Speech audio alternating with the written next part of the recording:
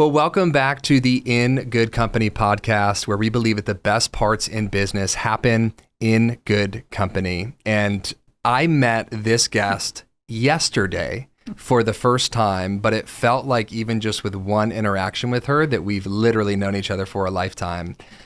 Could not be more excited about the work that she does. The work that she does speaks for itself, but the person that you are has really struck a chord with me and impacted me. So I can't wait for you guys to tune into this episode. Without further ado, Vickie, welcome to the podcast. Thank you so much for having me. Yeah. This is great. I love a good conversation. I love it. I know you and I were joking ahead of time because I think we've got a couple hours on my hard drive, and I said, hey, we got 2 hours to record. And you're like, well, we could probably fill it if you want. Yeah. Tell us a little bit about your story. Where did you grow up? What kind of brought you to Rochester? Have you lived here your whole life? Just give us a little bit of rundown of you. Yeah, I'm a Rochester native. Yep. All right. Born here. Moved to New York City with my husband. We actually started dating in 10th grade. Yeah. Whoa. Yeah. We're celebrating our 45th wedding anniversary. Amazing. This year. So went to New York City, worked in hotels, in corporate hotel, moved back to Rochester. It's kind of a checkered past. I've done all sorts of different things.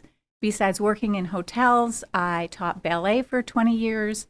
I was a car driving director in Mary Kay, and Wow. I ended up here. But, you know, everything you do, you bring to what you're doing. So it's been an interesting journey. Yeah. And I have 3 kids and 5 grands. And yeah, my life is good. I can't complain. Yeah, that alone feels like such a rich life. I mean, certainly to have had the experiences that you have, but talk about what has that been like to see your kids have kids and to kind of be in this legacy season of your life. Don't get emotional yet. We have a lot of stories to capture. But yeah, I mean, what has that been like? It just keeps getting better. Yeah. And I know you have little kids, and, you know, there's times where you might be pulling out your hair, but it just keeps getting better in the relationship with your kids. You know, I don't know. I think I just have the most interesting, creative kids. So I love that. And 2 out of 3 live in Rochester.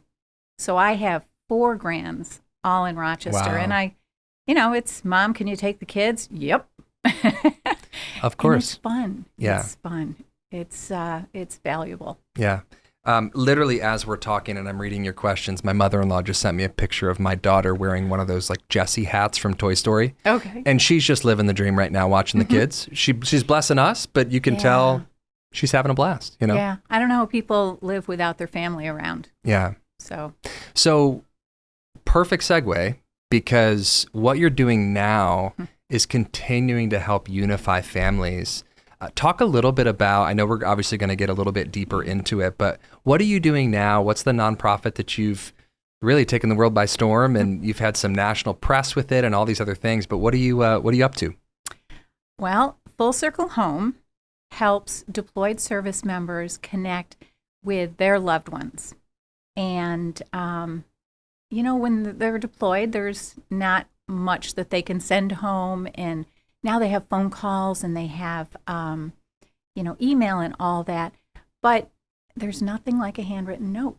So we help them send their handwritten love note in a box of gifts, 12 at Christmas and 5 at Mother's Day and Father's Day. And it's just that connection. And that's so important. It really empowers those at home, and it makes everybody feel seen. That matters. Yeah. It does. And what I love about what you've done is it's not just about the person in the military being seen. It's about those that are left home being seen as well. Talk about kind of the holistic approach that you've been able to do, where it really does serve both parties. Yeah. Well, it started when my son was deployed and asked me to send something to his then girlfriend, now wife. And so it works, right? And when I got the gifts to her, I knew she was going to feel loved and love it. But when I talked to my son, I could hear the smile in his voice. And, just that he was able to do something special for her. And now we hear back from service members frequently who will say, I had no way to really tell my wife how much I appreciate what she's walked out next to me. You know, because of her, I have been be able to pursue my career. And it's not an easy one. It's not an easy one. And when people are deployed at different times, maybe the first time they just have little ones at home. So they're not so aware. Middle schoolers, it's a whole different ballgame. And then as teens, it's really rough to have a parent deployed. And sometimes they ask us to send it to their 17-year-old daughter. She just needs a little recognition. So there's so many different reasons that they're sent home. Yeah. As many different reasons and stories as there are people we've touched. Yeah.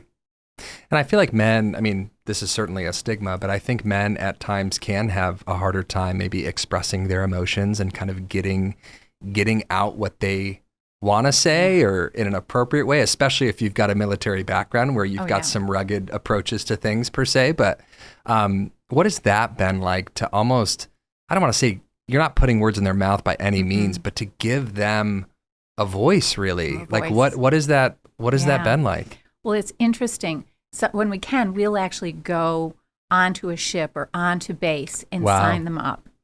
And it's funny. It depends on the age of the service members. The young ones are like, I got this. Okay. And I'll look right at them and I'll say, yeah, but I know you're ready. I know you're trained. But what about your mom? What about your wife? Do you think they might? And they're like, oh, yeah. And we've also been on a base where the guys are signing up and they're just red in the face and they're trying to hold it all in as they're writing this novel to their wife. And, it's worthwhile to them. When did you realize, and not that you ever dreamed it would be where it is today, but when did you realize, like, hold on, I think we got something here? Like, what was that moment? Maybe there's a story attached to this, but when was it like, like we accidentally just started a nonprofit and we gotta go, bring in volunteers and do this thing? When did that happen? Well, we always had volunteers. Yeah. Because the first year we had 150 boxes we were going to send out of 12 each. So I had all my friends and there were school teachers and everything come to my house, and we opened 1,800 boxes in my house and started to pack. Wow. And here I thought, I'm so organized. Certainly we can get it all done tonight. Of course. No. And then I had to go immediately out of town, and I had people, like I said, the elves kept sneaking into my house and continued to wrap them. Wow. Which was the first indication that it was a community thing, that it was taking all sorts of people. And so then it was, the boxes are out in the mail, and I was then probably on the 20th of December, Christmas shopping for my family. And I was in one of the stores in Rochester, and all of a sudden my phone rang. Now, remember, my son Gil is still deployed. Okay. And so I'm kind of raw, and the phone rings and I pick it up, and this woman is sobbing. And she said, I just got my box. I can't believe it. Right away, I go right down. And I'm hiding behind a display as the two of us are just talking. And then a few days later, on Christmas Day, this mom calls. And we talked for over an hour. And those were indications like, wow, we really touched people. And so then we thought, well, we could do Valentine's Day. So we did a smaller number for Valentine's Day. And then Gil came home. But we were still getting letters and emails and all sorts of things. I was like, well, I can't stop now. Yeah. That's just not right. So we just kept going. And I never knew how long it was going to go. I had no idea this crazy journey of fun opportunity. Yeah. I mean, I get to play Santa, not a bad gig. Yeah. So, but it just kept growing. And I think it was when the USO reached out to us to see what we were doing and help them, guide them through Mother's Day. That was a bit of a goof. That was like, wow, I guess we got something here. Yeah. And those opportunities just keep popping up. So. And what year was that? That we started? Yeah. It was in 2007. Got it. Yeah. Why don't we look at the boxes? Maybe just kind of break down what we've got here. I mean, this is really awesome to like see it in person, and certainly just to know the stories behind every single person who's tying every bow and piecing together every piece of this. But just walk us through. I mean, this is really special. Remember, well, we always try to bring it because you can describe it and it sounds great. Yeah. But then you open it up and you're like, I get it. Yeah. I think one of the most exciting responses was when we took it to a 4-star general and retired, and he was buttoned down and we opened it up and he said, "Oh, wow." Wow. We thought, oh, that was lots yeah, of you're excitement. like, wow, we should have recorded that response. I know. Yeah. Wow. So when they get it, it will say right on there, "You're my hero." Yeah. And so right there, before she even opens it, and it'll say 12 Days of Christmas, Love from Afar.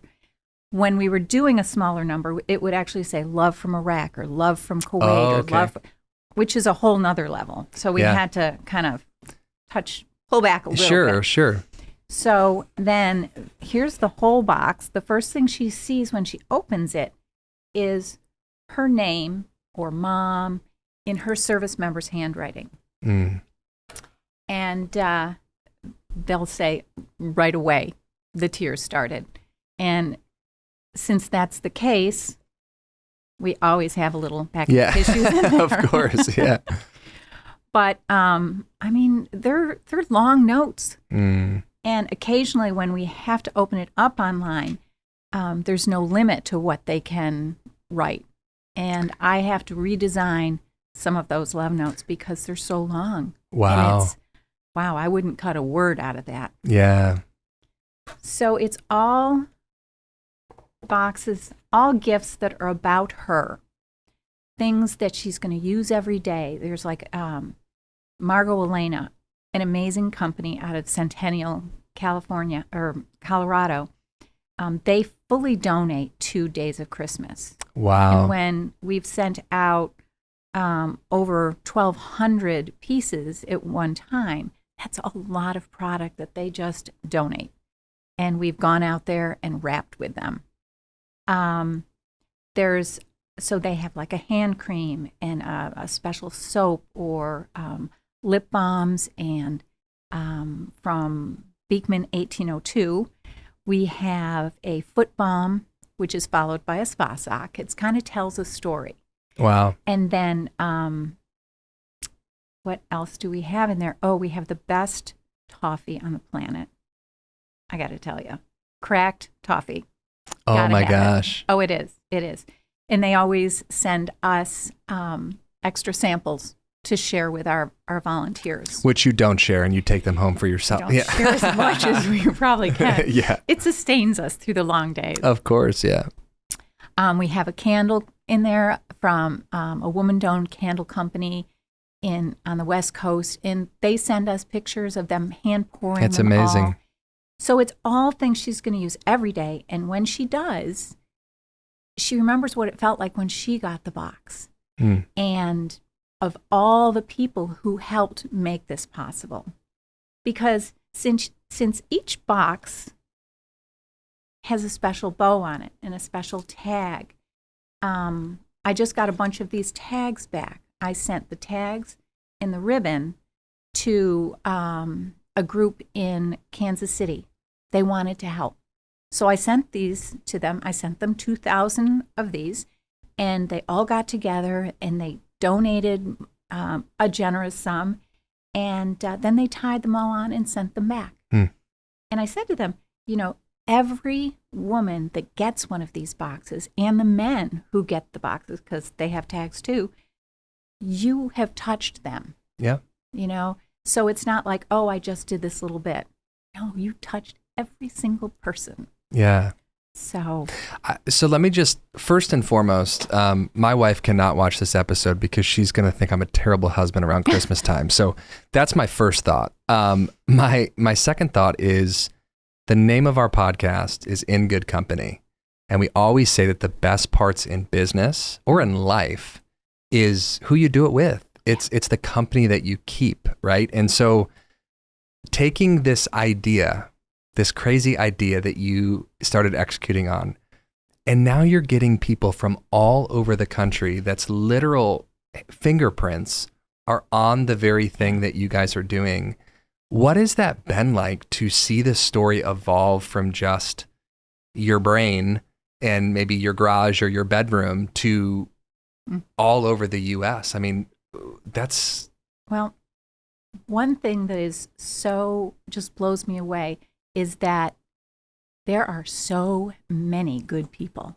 I get to interact with tons and tons and tons of wonderful people. And they're quiet. They're not always the loud ones. Right. And people who want to make a difference. And they think, oh, I could never do what you're doing. Well, I couldn't either without your help. Wow. And so I think everybody takes a little responsibility for it. You know, I have an inner circle of volunteers now that I can call on them and say, I need some people tomorrow to, you know, unpack this product or, you know, take the tags off of that product. Yeah. And they're there. Oh, yeah, they're there. When do you need me next? So let me just lean into this for a second, because the wide view of this is, oh my gosh, this is beautiful. You're impacting so many people. But the minute detail of going to Amazon and ordering a bulk of this, or orchestrating an order and getting the right boxes with the stamp in the corner and the boom, boom, boom. Some of this stuff is not super fun. Meaning like the actual day-to-day process of the dream is still work. It's still orchestration. It's still getting the right people in place.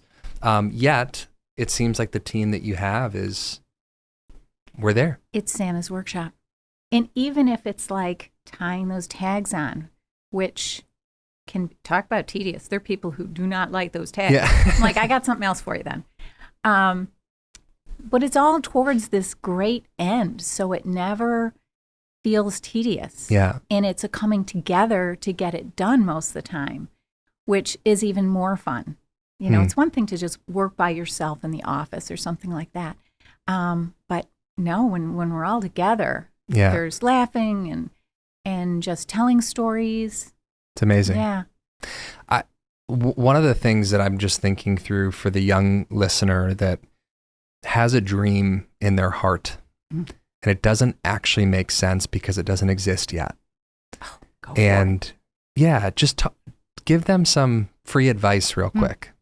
Well, my background had nothing to do with the military. Nothing. I didn't know how I was going to find anybody to send these to.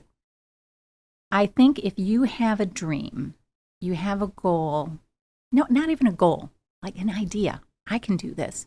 I could do it for 12 people. That was what I wanted to do in the beginning. I knew I could figure out how to do that little bit. I think sometimes we get caught up in, that's not enough. No. The way you get started is you start. And you can't see to the end, but you can see 5 feet in front of you. So you keep going till you get there, and then you can see further. It's like we can't see around the earth, but we could walk there. Yeah. And a lot of times the challenges, we've hit some snafus, and it's been like, ooh, something really good is going to happen. And sure enough, it does. So when you get in the middle of something that's not so working so well, keep walking, keep trying, because you know what works for you. Yeah. Because I didn't know what was going to make this successful. Yeah. I just created something that was meaningful for me. And sometimes you're like, I don't know what I'm doing. Oh, here, I'm going to go talk to this general. really? Yeah. It was very scary. And yet, as soon as you step out of your comfort zone, you realize your comfort zone gets bigger. Yeah. And all of a sudden you're like, whatever. I can do this. And I think that when you encounter someone, which is the experience I got with you, when you encounter someone that is operating in their purpose, in their passion, they don't have to pitch you on it or sell you on it, or they could be a general to a janitor. Right. And when you see someone walking in their purpose, it impacts someone, and it's contagious, and you feel drawn to that, and I think, knowing the world that we live in today with social media and just inviting in all the opinions and the likes and the comments of everybody else, there are a lot of people, myself included, at an early age where I waited for permission from people to do what I was called to do. Mm-hmm. And that is so damaging. Number one, because no one's going to fight for the thing that God has put in you to fight for. Right. Number one. Number two would be, if you are dependent upon people's opinions or permission to do the thing, then you're going to always need their affirmation as you're walking out in those seasons. Right. You'll always be less than. Yeah. Somebody once said, don't compare, or when we do compare, we usually compare our weaknesses to other people's strengths, and we will always fail. Yeah. And and sometimes what in your heart you should be doing sounds nuts. Yeah. And sometimes you just have to walk it out. Go, if it's not, I'll go back. But what I found is that the next door opens. We talk about God's pruning, some serious pruning going on at times here. Yeah. And, but if that hadn't happened, we wouldn't be sitting here right now. Yeah. And so I'm very grateful. So when those challenges come up, I'm thinking, no, maybe I need to adjust my what I'm looking at right now. Sure. Yeah. One of the things too, I think, is people are, whether they're college students or maybe they're climbing the corporate ladder, but they're just lacking fulfillment. One of the things that I just think is so important is when you're looking at the thing that you're not just most passionate about, but even there's this arm of it's a pain, like it actually pains you. So I think about your experience, and I'm not trying to forecast this on you, but you experienced your son going away, and it wasn't just him going to college and he'll come back on the weekends or whatever. It was something very different that I can't relate to, but there was a pain point, and you created something to fill the void that only you, and certainly thousands, millions of others now have experienced, but it was something you had experienced. So it wasn't just purpose, but you saw pain and you turned pain into purpose. Oh, yeah. For someone who's maybe in the pain chapter, they're listening to this podcast and they're going, hey, it's easy for you, lady. You're successful. You got all this stuff. Cool. But they're in it. They can't tell up from down. I mean, they are in the pain chapter right now of their life. What advice would you have of how you were able to convert that pain into purpose? These women said, you helped me through that deployment. There was one of me. I said, 150 of you helped me through my son's deployment. So since I could focus on helping others and knew exactly what they were feeling, I wasn't alone. When you share your pain, it's not as devastating. Still there, doesn't go away. Yeah. But you're not alone. You're sharing it and making everybody a little bit better for it. So sometimes I think so many nonprofits start for that very reason. For sure.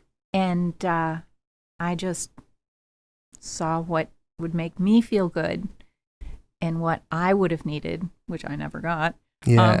Right. No, but that's really the point that I'm bringing up, right? Is I think that you can kind of sit in the background. And I think about this when I watch Shark Tank, right? I'm like, why didn't I think of that? Or, you know, these little ideas, but that's on a very shallow level. But for something like this, it's you saw a real problem. I wish that this existed. And rather than sitting on the sidelines and keep twiddling your thumbs and saying, I wish that this existed, you did something about it.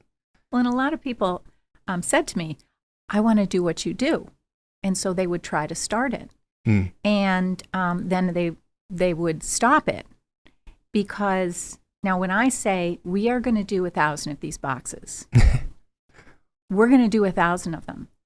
And even if I don't know where the money's coming from, where the gifts are coming from, who's going to wrap it, by gum, we're going to do them because I promised them.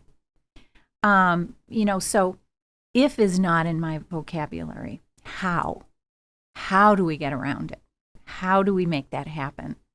And sometimes that's when the most exciting things come together, because the how is something that you didn't necessarily even think of. But you kept walking, you kept moving forward towards what you were looking at, and think doors open. Yeah. Yeah, I think even something like this in today's digital world that is tangible, you know, that you can actually touch and feel and smell, and, you know, just it just does something different than even a video. Hey, thinking of you, whatever. Like, those are great, but talk about maybe, I don't know if you have brought any letters today or little excerpts or whatever, but and maybe this is where I need the tissues when you start this moment. I was just wondering where, where are they? Yeah. But if you feel comfortable, I mean, I'd love for those that maybe aren't watching on the podcast and haven't been able to see the box, but they're listening in their car or something. Yeah. Would love for you to maybe just read. Yeah. If you can, and I can go grab the Kleenex. At this point, I can well up in front of anyone. And I have taken some serious business people down with me. Oh, no. Because they're touched, you know. When I first started, I remember in the newspaper, the DNC has that throwback, right? There was this little thing that said, tears are honesty. And that's still on my door. Beautiful. So, that, and it always seems impossible until it's done. So I kind of live by those two things. But I did bring... And I can grab the box off the table if you want to read through. Right. There, we'll put that in there. Yeah, this is for you. It's like all these different letters. Oh, wow. Yeah. So I don't know how long, but there's one that, and the thing is with these letters is that it's hard to pick one because it's so many different aspects of how it touches somebody's life. Just need to compose myself. No, it's fine. Like, there's so much that happens in your life, in my life, and challenges that happen. But when somebody's deployed, when that happens, there's nobody to go to. I mean, you don't want to lean on the person who's deployed because they've got a lot on their sure. on their plate. And so it's just seeing over and over again how people are impacted. One woman that I kept in touch with, haven't talked to her in a few years now, she sent me a letter and she said that she was a Marine mom, a Marine wife, a Marine daughter, and so she's got Marine blood and she's strong. And she was going through horrible breast cancer. And she had to pull her son aside and let him be ready. Tell him, you need to be ready in case I'm not here when you come back. I can't imagine telling my son that. Yeah. So that's not something that just people today in the city around us run into. Right. You know, you don't have to prepare your kid for that. Yeah. So mom's perspectives, so many stories just are in my head. And now I'm not sure. Oh, how appropriate. I'm tearing up just thinking about this. I opened the door and was surprised to see a box, and it was for me from the 15th MEU, and that's Marine Expeditionary Unit. That's when we would say love from. Yeah. That. I opened it and saw all the pretty little wrapped gifts. I felt flooded with shock, and a little part of my heart was touched that I always put away. The part that says, what do I need besides my husband safe and my kids safe? It's okay. I'll be okay. I can do all of these things because it's what my husband needs. And I lock away the agony of standing in the gap for our family as my husband goes to the front line. I know my role is invisible to everyone but my husband, and that's truly okay. But seeing that someone thought of me, that they recognized a human being out there stretched thin with responsibility and worry, who needed a hug and a little I see you, made me cry. I opened a gift each morning, and they were a quick hug that helped with the loneliness. The lotion I received was the only thing that healed my dry, chapped winter hands, and I felt like that was so symbolic. A little compassion softening my heart where I needed it. Thank you, Full Circle Home and sponsors, for recognizing us military spouses and showing us we aren't forgotten. I cried, and I cried some more. After 6 months of deployment, knowing that we have another 4 to go, and everything that comes along with that as a mother, full-time student, and full-time employee, receiving something that was just for me during a time of year when every spare ounce of energy goes into holiday planning for the kids was absolutely amazing. I sat on my bed looking at this box of gifts, ugly crying after reading the note from my soldier, and trying to understand what kind of amazing people could pull something like this off.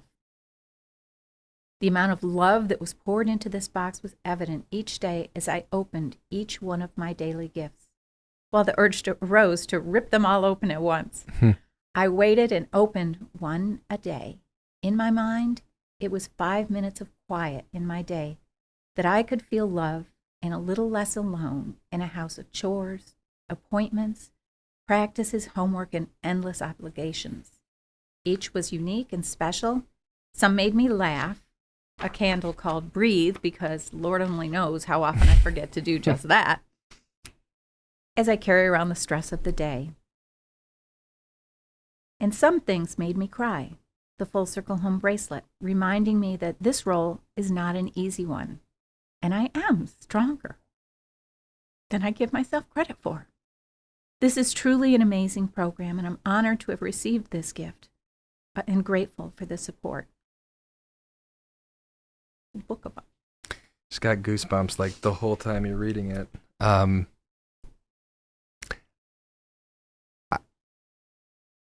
There's nothing more I can add to that. I mean, that is spectacular. And I think the part that is probably most meaningful to both myself and probably those listening, you're reading it like it's the first time that you're impacted by that story. I'm sure you've read that particular story a ton of times. And what is it in you that evokes that emotion when you read something that maybe you have read 1,000 times? What is that? It's having lived it, and I think it's probably harder for the wives. It's a different, I've had this conversation with some military wives. Yeah. And they're like, oh no, I think it's harder for the moms because it's a part of you that's deploying. And I look and I go, oh, but all that you have on your plate, she said, the kids, school, full time, and other people, they're taking care of a sick parent, and it just goes on and on. And they're trying to put on a strong front when they talk to their service member. And it's just the strength is humbling of all these women, and who aren't going to say that they need it, but are so appreciative when they do.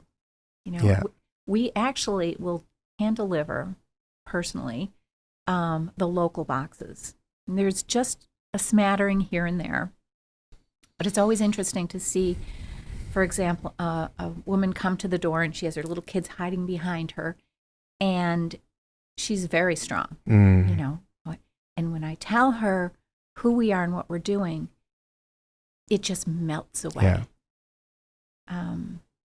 And one time we did have a little fun with that delivery because the guy, I said, can you call her?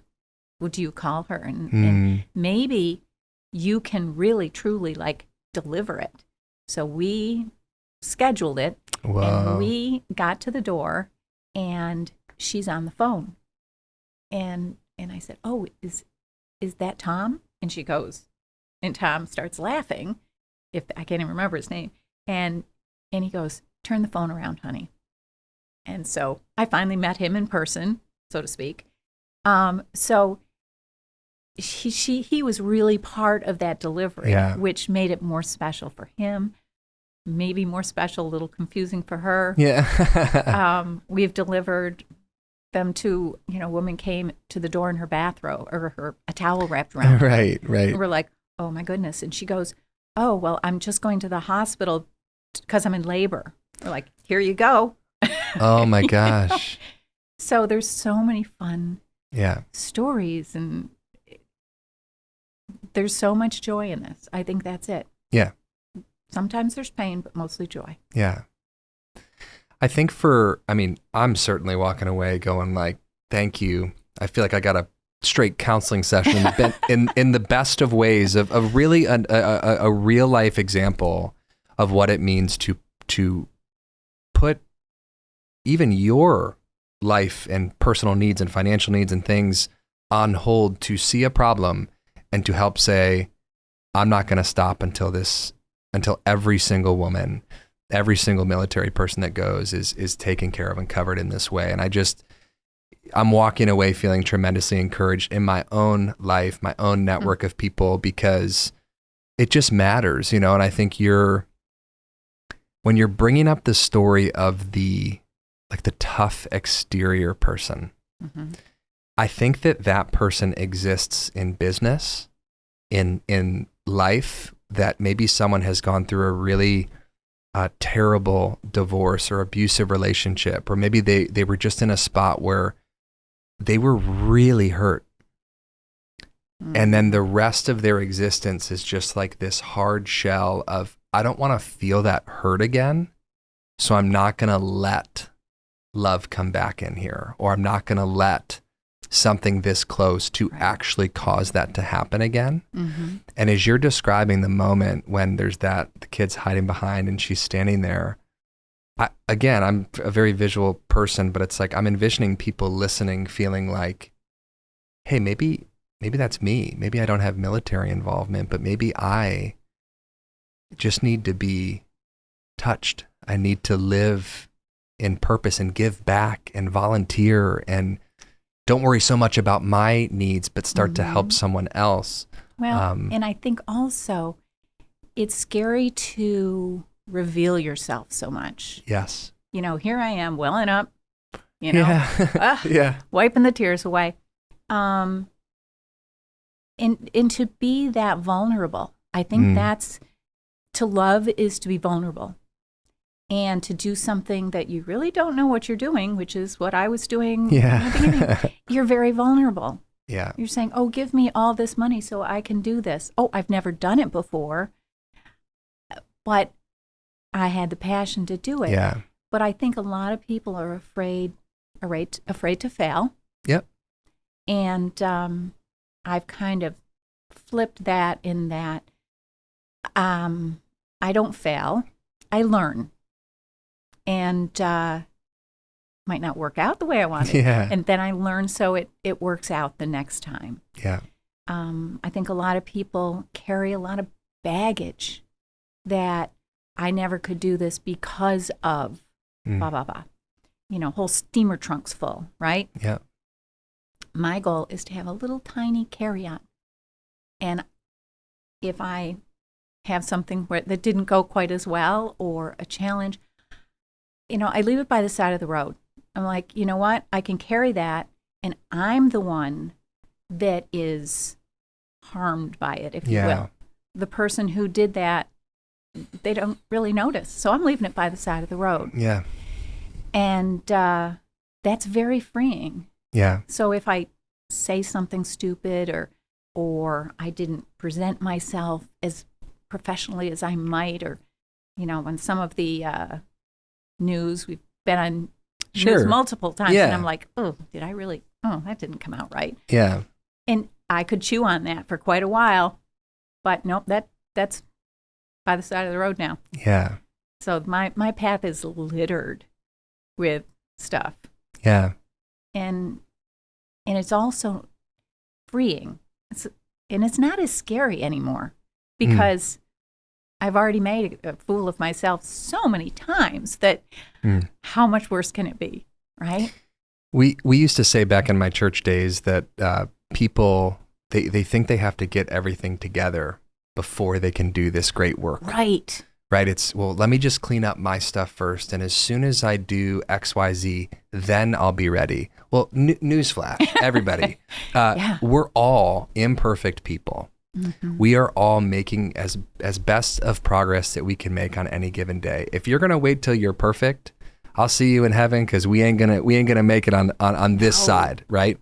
So I love that about your story. And for those that are listening that maybe feel just really drawn to your story like I do, are there ways, whether they're listening from afar or locally here in Rochester, what are some ways that they can get connected with you guys, whether it's through donations or volunteering? I just got to believe people are like, just tell me where to go to meet this lady. This is amazing. We do have fun. So they can go to our website, which is fullcirclehome.org. Yep. If you go to .com, you're going to a home Brooks place. Yeah, Just don't go there. I made that mistake. Yep. Yeah, I get all their phone calls. And they can donate there. They can also just reach out to us and say, I'd like to volunteer. One big thing that we do is we have sponsored wrapping events. And I mean, if we have to wrap 17,000 boxes just for Christmas, we need lots of wrapping events. But that's also how we raise money. So, you know how companies have team building events? Yeah, sure. Well, this is a team building event. And we come in for 2 hours. All we need are tables it's wonderful. and volunteers. And we'll wrap anywhere 500, 600. I think the most we ever did was with Margot Elena, and that was about 2,500 gifts in 3 hours. Oh, my gosh. But, so the company underwrites some of the gifts. Sure. And we wrap. What's cool is that the company is showing its employees its good works. And the employees are doing some good works. Yeah. And they see where it's going. Yep. L3 Harris has been truly amazing with this. We actually do a road show for them. Wow. Where we do 8 different events in 4 days, from here, Pennsylvania, New Jersey, all the way down through Virginia. Wow. It's a hoot. Wow. But they are huge supporters. So, we've been doing that with them for years. It's incredible. Yeah, again, walking away from this, I had a whole script of our normal podcast, and we do silly questions and this and that, and I'm just drawn into everything that you're talking about. And I really am so grateful for your time today. Walking away feeling incredibly encouraged, and I hope those that have tuned in today that, again, you really understand the essence of what it means to be in good company. That not just your life being better in a selfish way, but when you're, I've heard the quote of, you are who you spend the most amount of time with. And I think when there's nonprofits like you that are in this community and you're inviting people to come be a part of it, you're the type of good company that I want to be around, that our team wants to be around. And so thank you so much for tuning in to another episode of In Good Company, where we believe that the best parts in business happen in good company. We'll see you next time.